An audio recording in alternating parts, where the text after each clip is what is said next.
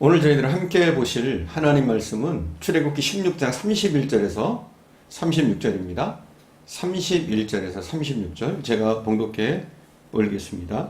이스라엘 족속이 그 이름을 만나라 하였으며 가시같이 희고 맛은 꿀 섞은 과자 같았더라.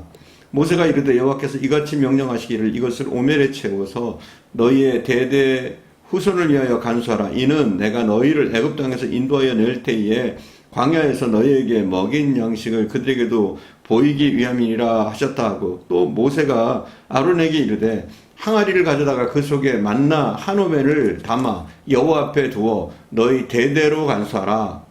아론이 여호와께서 모세에게 명령하신 대로 그것을 증거판 앞에 두어 간수하게 하였고, 사람들이 사는 땅에 이르기까지 이스라엘 자손이 40년 동안 만나를 먹었으니 곧 가나안 땅 접경에 이르기까지 그들이 만나를 먹었더라.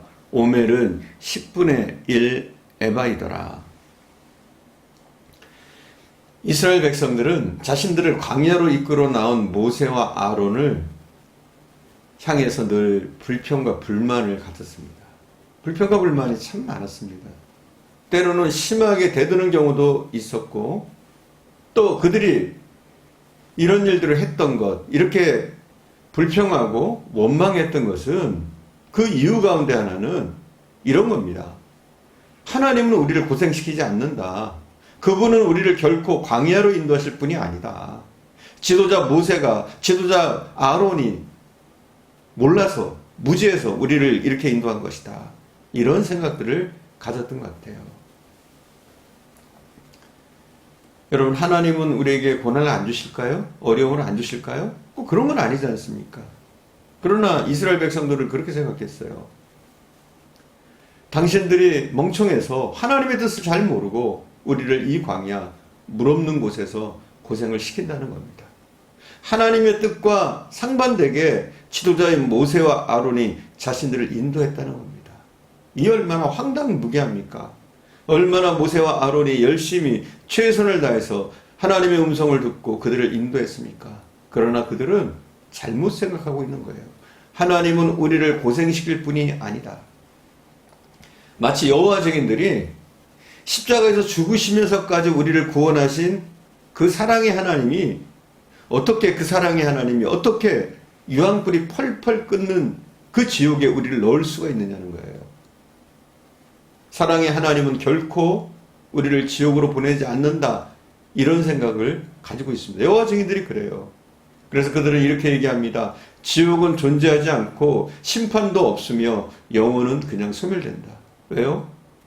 그 사랑 많으신 하나님이 그 죄인들까지도, 구원받지 못한 사람까지도 용서하신다는 거죠. 지옥으로 안 보낸다는 거죠.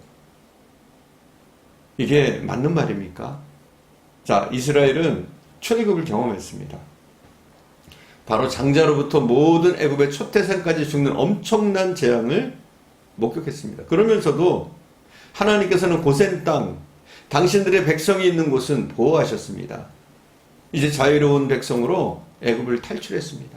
홍해를 건너면서 하나님 아버지의 놀라운 능력을 다시 한번 그들이 보고 느꼈습니다. 야, 우리 하나님은 놀라운 분이시구나. 그러나 몸은 애굽에서 나왔고 몸은 홍해를 건넜지만 아직 그들의 중심은 애굽을 떠나지 못하고 있었습니다. 육신은 애굽에서 나와 있는데 마음의 중심은 여전히 애굽의 노예 상태로 그대로라는 말입니다. 노예의 특징이 무엇입니까? 그저 가라면 갖고 오라면 오고 먹으라면 먹고, 노예는 창조성이 없어요. 자율성이 없어요. 그러나 자유인에게는 자유의지와 자율, 창조성이 있는 겁니다. 구원받은 하나님의 백성의 특징이 무엇입니까? 그것은 하나님 앞에 드리는 것을 훨씬 더 기쁘게 생각하는 겁니다. 자기에게 주어진 것보다 오히려 시간도 물질도 재능도 하나님께 드림으로써 훨씬 기뻐하는 것, 이게 자유인의 모습인 것이죠. 우리가 하나님 앞에서 구원받는 성도의 특징을 가졌다고 하면 우리는 때때로 많이 받아서 감사하기도 하지만 때로는 나의 것을 드림으로써 기뻐할 수 있는 존재, 이것이 진정한 자유인의 특징이라고 하는 겁니다. 받으려고만 해서는 안 돼요. 하나님 앞에 뭔가 드릴 것이 없는가, 하나님을 위해서 내가 할 것이 없는가, 이것을 생각하는 사람, 바로 우리는 그런 모습이 되어야 되는 줄 믿습니다. 그런데 이스라엘 백성들의 마음속에는 여전히 그 마음이 애굽에 있습니다. 노예의 심정을 가지고 있습니다. 그래서 하나님께 드린다고 하는 것은 있을 수가 없는 일이었습니다. 본문에 3번씩이나 반복해서 부탁하는 말씀이 있습니다. 너희들이 만나를 먹고 그저 그 시간만 고마울 것이 아니라 한 사람 분량인 한 오멜의 만나를 항아리에 담아두라 하셨습니다. 그러니까 하나님이 이 만나를 보관하라고 하셨죠. 만나를 보관해야 될 첫 번째 이유는 무엇이냐? 후손을 위해서입니다. 우리가 어떤 사람에게 은혜를 입으면 자식들에게 이야기합니다. 저분이 말이야, 아빠가 어려울 때 얼마나 힘이 되어주셨는지 몰라. 너희들도 저분을 고맙게 생각해라. 그러면 자식들이 그분을 만날 때마다 인사를 해도 정중하게 하게 되고 그분을 특별하게 우러러보면서 대하게 됩니다. 십자가는 2000년 전의 주님의 사랑이지만 오늘 십자가를 바라볼 때 그때 주님의 은혜가 내게 지금도 계승되어야 한다는 의미에서 우리의 십자가가 중요한 것인 줄 믿습니다. 그래서 주님은 만나를 보관해서 후손에게 전해주라고 말씀하신 겁니다. 두 번째 만나를 보관해야 될 두 번째 이유는 하나님 앞에 언제나 둠으로써 백성들이 예배하러 나올 때마다 만나 담은 항아리를 보면서 하나님의 은혜를 기억할 수 있게 하기 위해서입니다. 이스라엘 백성들이 하나님 앞에 예배하러 나올 때마다 언제나 법궤를 생각하고 하나님을 만납니다. 백성들은 법궤 속에 항아리에 담겨있는 그 만나를 볼 때마다 하나님의 은혜와 역사를 기억하면서 하나님을 또다시 만나는 겁니다. 그러나 때로는 우리들은 하나님을 만나러 나올 때 그저 아무 생각 없이 나올 때가 있어요. 우리가 예배 드리면서도 우리의 예배가 풍성하지 못한 이유 중에 하나는 우리가 아무 생각 없이 나오기 때문입니다. 준비 없이 아무 생각 없이 나오기 때문에 우리의 예배가 풍성하지 못한 거예요. 이미 예배를 준비하면서 하나님이 어떻게 우리를 인도하셨는지, 어떻게 우리를 보살펴 주셨는지, 하나님께서 우리를 어떻게 사랑하셨는지 이미 성전에 들어오기 전 그런 감동을 안고 성전으로 들어와야 됩니다. 그렇게 감격과 설레임으로 이미 가득 차 있어야 우리가 성전으로 향해 나와서 은혜를 받게 되는 것인 줄 믿습니다. 남녀가 아주 뜨겁게 사랑할 때 거의 매일 만나잖아요. 어제 만났지만 오늘 또 만납니다. 그런데 참 신기한 것은 오늘 만나면서도 여전히 설렙니다. 어제 만났는데요. 그런 설렘을 가지고 또 오늘 만남을 위해서 나갑니다. 때로는 몇 시간씩 차를 갈아타고 그 더운 여름 땀을 삐질삐질 흘리면서 그렇게 힘든 길인데도 불구하고 하나도 힘들지 않아요. 왜요? 기대 때문에.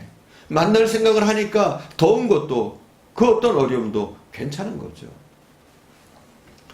주님은 지금까지 우리에게 베푸신 은혜를 잊지 않고 우리가 그 마음으로 주님 앞에 나오기를 기대하시는 줄 믿습니다. 주님을 진정으로 사랑하는 마음으로 주님의 은혜에 감사한 마음으로 항상 우리가 기대를 가지고 주님 앞으로 나오기를 원하시는 줄 믿습니다. 우리는 종의 마음이 아니라 아들의 마음을 가지고 주님을 만나야 합니다. 내가 한 시간 드리기로 했지만 그렇게 할 때 자발적으로 할 때 2시간을 드려도 기분이 좋은 거예요. 그러나 억지로 마지못해서 형식적으로 하면 1시간도 힘들죠. 여러분 자발적으로 기대와 소망을 가지고 하나님에 대한 또 다른 기대를 가지고 어제 만났지만 그저께도 만났지만 오늘 나올 때 또 다른 기대를 가지고 하나님 앞에 나가야 되는 줄 믿습니다. 이것이 구원받은 백성의 마음인 줄 믿습니다. 유럽에 이런 격언이 있습니다. 젖소는 물을 마시고 그 물로 젖을 만들지만 독사는 물을 마시고 그 물로 독을 만든다. 창조적인 하나님의 백성과 노예 근성을 벗지 못한 백성의 모습이 얼마나 차이가 나는지를 잘 말씀해 주는 것 같습니다. 우리가 자발적으로 기쁨으로 봉사하고 기쁨으로 예배하면 우리의 삶 가운데 아름다운 열매들이 많이 맺힐 겁니다. 그러나 반대로 억지로 마지못해서 하면 내가 힘들이고 또 시간을 들이지만 아무런 성과도 없고요. 오히려 하나님이 기뻐하시지 않는 거죠. 여러분, 귀향이면 우리가 신앙생활 할 때 자발적으로 하나님 앞에 무엇을 드려야 할까? 하나님께 받은 이 은혜를 내가 어떻게 갚을까? 이런 노예가 아니라 하나님의 자녀, 하나님의 친구 같은 그러한 신앙생활을 우리가 해야 될 줄 믿습니다.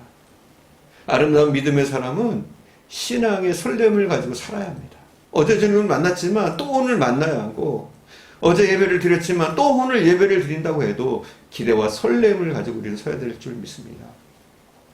받은 바 은혜와 감격을 또 우리는 나만 누리는 것이 아니라 우리 자손들에게도 내가 받은 은혜, 감격을 물려줘야 하는 줄 믿습니다. 기도하겠습니다.